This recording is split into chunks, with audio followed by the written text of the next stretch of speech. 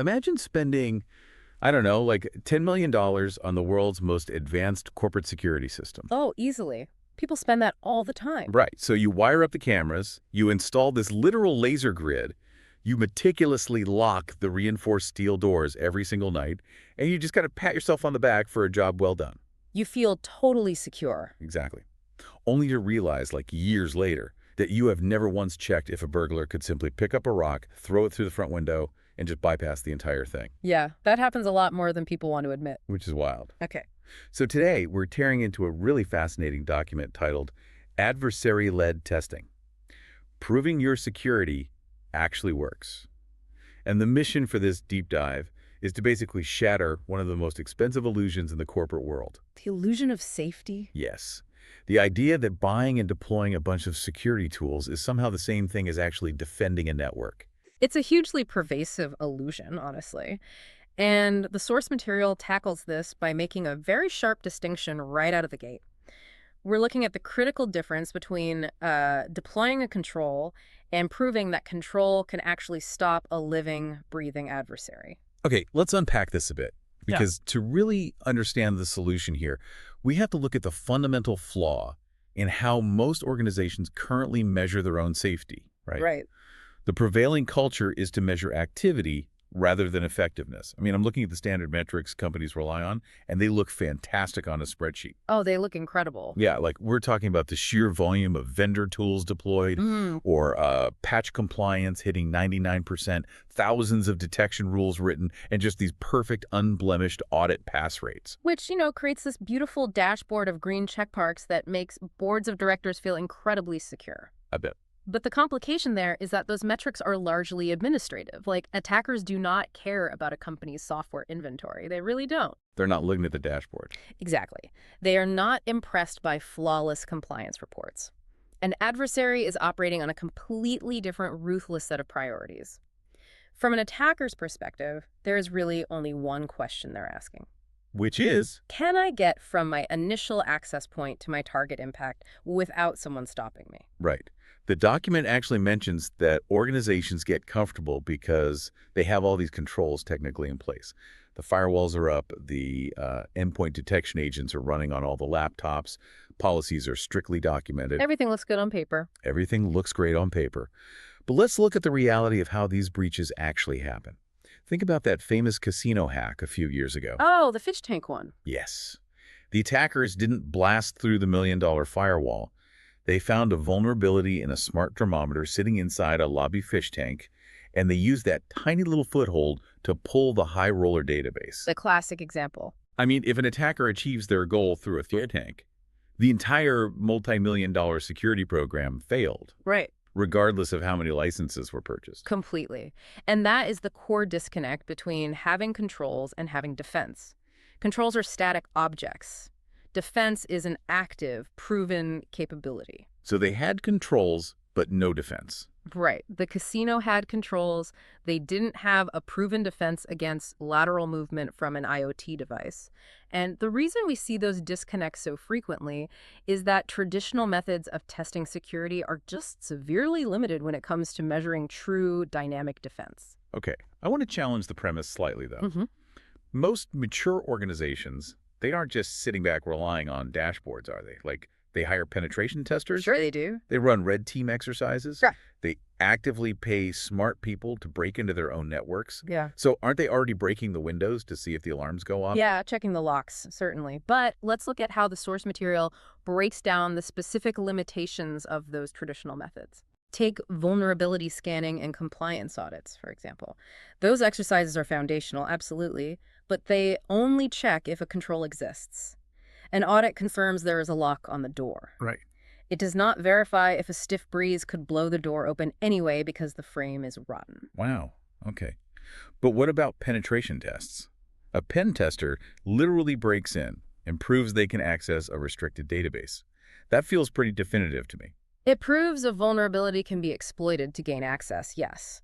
But demonstrating access is very different from validating your detection capabilities. Wait, how so? Well, a pen tester might show you a hole in the perimeter, but they do not comprehensively test whether your internal, behavioral tripwires would have caught a stealthy adversary maneuvering through the network over a period of weeks. Ah, I see. They prove the attack is possible, but they don't necessarily tune your ability to catch it the next time it happens. Which leaves us with red teams.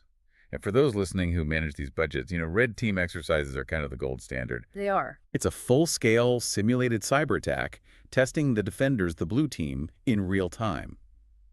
But the document highlights a massive scaling problem here. The scaling problem is severe. Human-led red team exercises are incredibly valuable, but they are episodic. Meaning they don't happen often. Right, they are notoriously expensive and resource-intensive. A well-funded organization might do a full red team engagement once a year, maybe twice if they're really pushing it. Meaning, for the other, 363 days of the year, the organization is just flying blind. Pretty much. They're relying on a snapshot of their security posture taken months ago. And in that time, the environment has mutated. Constantly mutating. Yeah. Developers spun up new cloud servers, an administrator applied a massive patch that accidentally disabled some logging feature, and 300 new employees joined the company with varying levels of access. And that mutation creates what we call the gap between defense design, how the architects map the network on a whiteboard, and defense reality, how the network actually functions at this very second. That's a huge difference. It is. The listener should really pause and consider their own organization here. Are you relying on a snapshot in time test to protect against a threat landscape that evolves 24 hours a day? When you frame it as a snapshot versus a live, adapting organism, it really exposes a massive blind spot. Standard metrics just measure activity, and traditional tests are either too narrow or just way too infrequent. Exactly. So here's where it gets really interesting. The answer proposed by our source document is a major paradigm shift toward threat-informed adversary-led testing. Yes. This is where we move away from generic defense and start leveraging actual threat intelligence.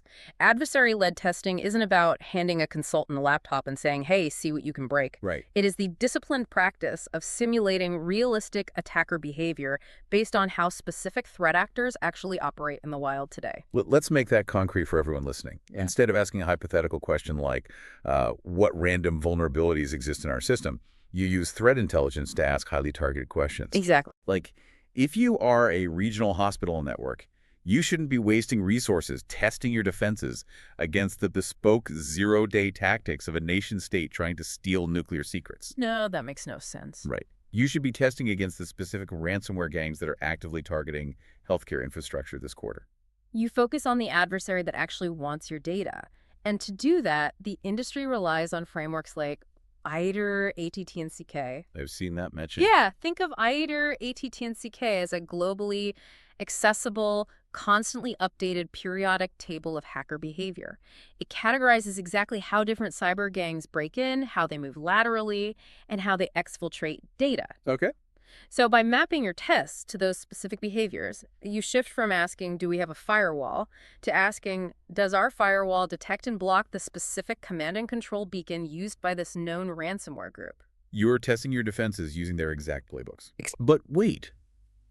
If we are testing the network using the exact tactics, techniques, and procedures of a live threat actor, how on earth is a company supposed to do that continuously without causing a disaster? That is the million-dollar question. Because the document emphasizes that this testing must be constant.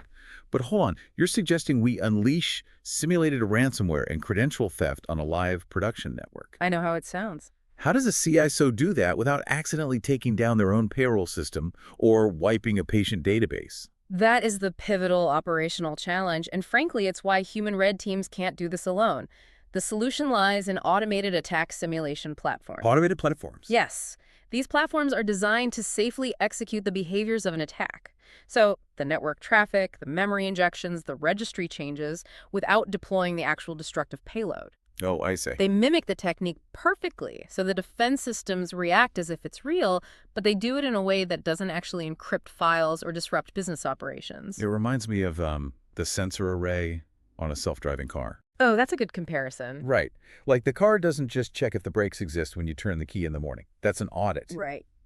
Instead, The sensors are pinging the environment millions of times a second, continuously calculating distance and speed, testing the logic of the braking system against the live, chaotic reality of the highway. Yes, exactly. If a pedestrian steps out, the system knows instantly if it can stop in time. Continuous security validation is doing the same thing to a corporate network. That analogy captures the essence of it perfectly. It's all about continuous feedback. And the source document outlines 5 specific high-value areas where this automated validation needs to be hyper-focused. Okay, let's go through. These aren't random textbook vulnerabilities. These are the precise links in the attack chain where modern adversaries consistently find success. So let's walk through that attack chain, starting where almost all modern breaches begin. Identity attacks. And we aren't just talking about brute forcing a password anymore. No, it's way past that. The focus is on credential theft, bypassing multi-factor authentication, and privilege escalation. Bypassing MFA is a critical one. Attackers use techniques like MFA fatigue. Oh, I've heard of this. Yeah, bombarding an employee's phone with approval requests at 2 a.m. until they finally just hit approve to go back to sleep. That is so devious. It works. And once they have that standard user's login, adversary testing checks if that attacker can manipulate the system to elevate themselves to a domain administrator. If your defenses can't detect that escalation in real time, your perimeter controls are basically irrelevant. Because they're already inside with the keys. Exactly. So once they have that elevated identity, the next hurdle is lateral movement. This is where you validate your internal segmentation, right? Right. If an attacker breaches a marketing manager's laptop through a phishing email, can they quietly maneuver through the network to reach the financial database? And lateral movement is often where the battle is completely won or lost.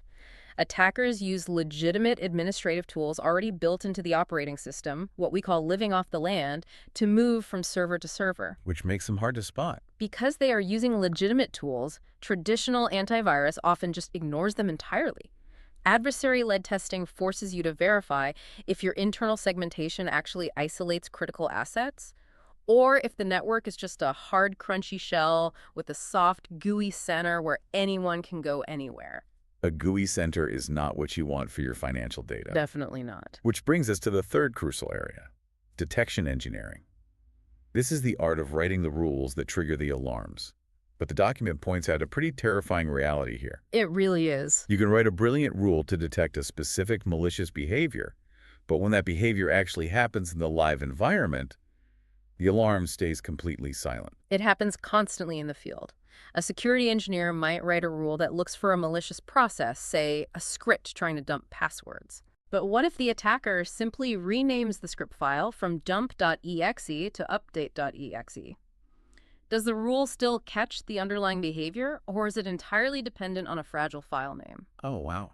Adversary testing proves whether your detections are robust and behavioral or just brittle and easily bypassed by really minor changes. And as networks evolve, those blind spots migrate. That's why the fourth area of continuous validation is absolutely critical.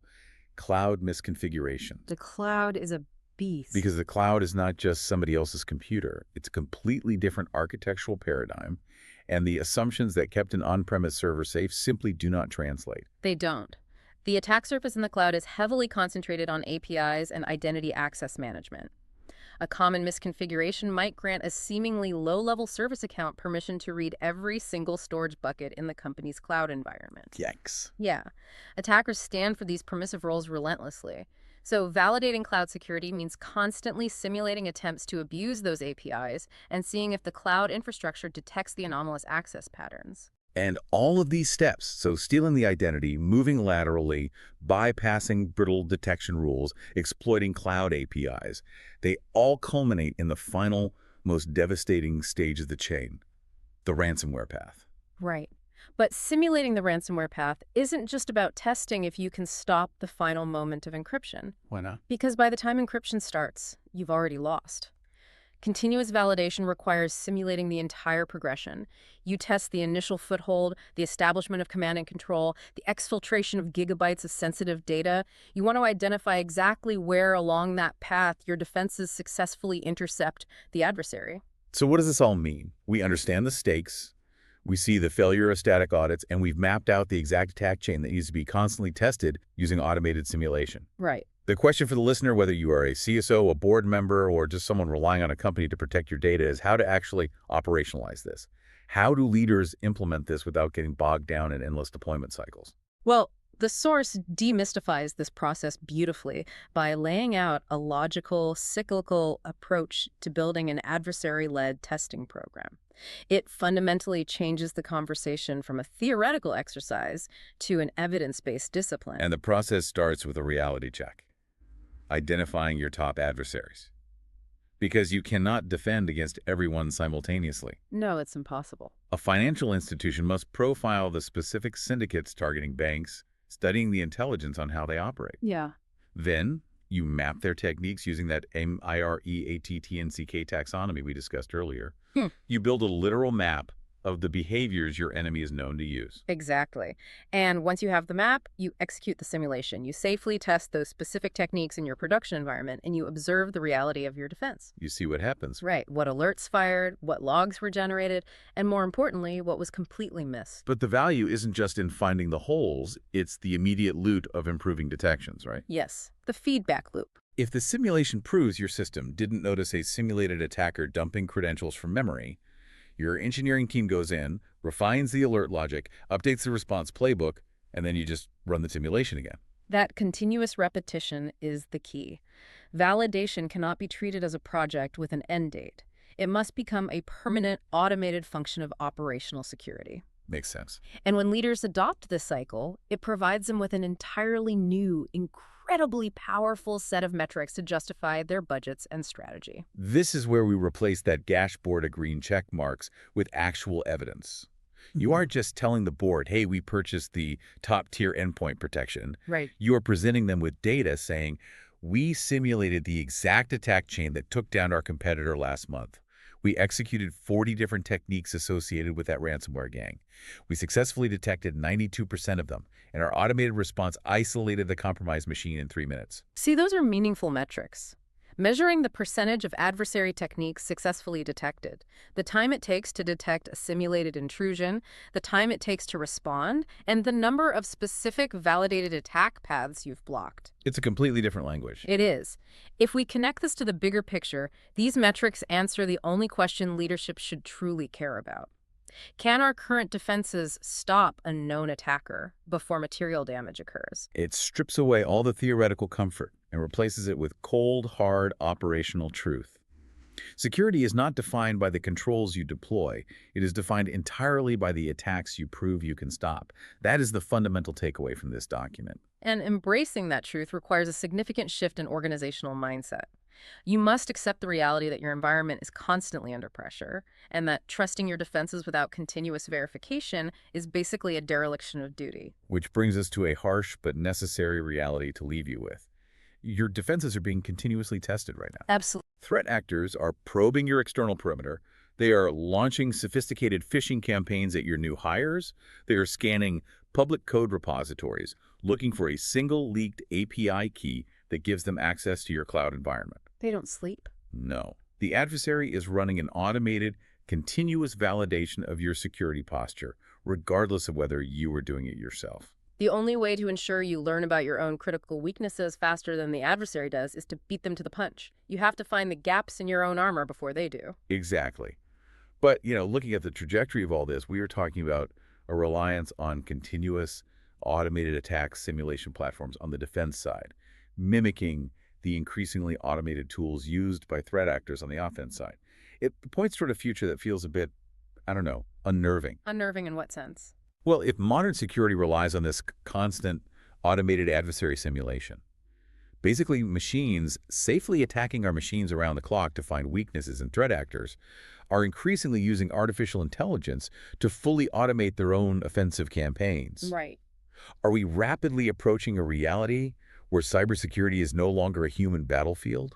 Like, are we entering a closed-loop automated war of algorithms where machines are constantly simulating, attacking, analyzing, and patching other machines at a speed human analysts can't even comprehend? That's a very real possibility. And if the battle is entirely AI versus AI, where does human intuition, that ability to sense that something just feels wrong, Yeah. where does that even fit into that loop? That is a profound consideration. As the execution of both attack and defense becomes fully automated, the human role will inevitably have to elevate. Elevate how? Well, we may shift entirely from hands-on keyboard responders to more like strategic architects designing the boundaries of the algorithms. But as you said, human intuition, that gut feeling that uncovers a subtle anomalous pattern, is incredibly difficult to code into a machine. It really is. It's something for you to mull over the next time you look at your own company's security dashboard. Just remember, buying the state-of-the-art alarm system is a great first step. But at some point, if you want to know you are truly safe, you have to be brave enough to break your own window. Well said. Until next time, thanks for taking the deep dive with us.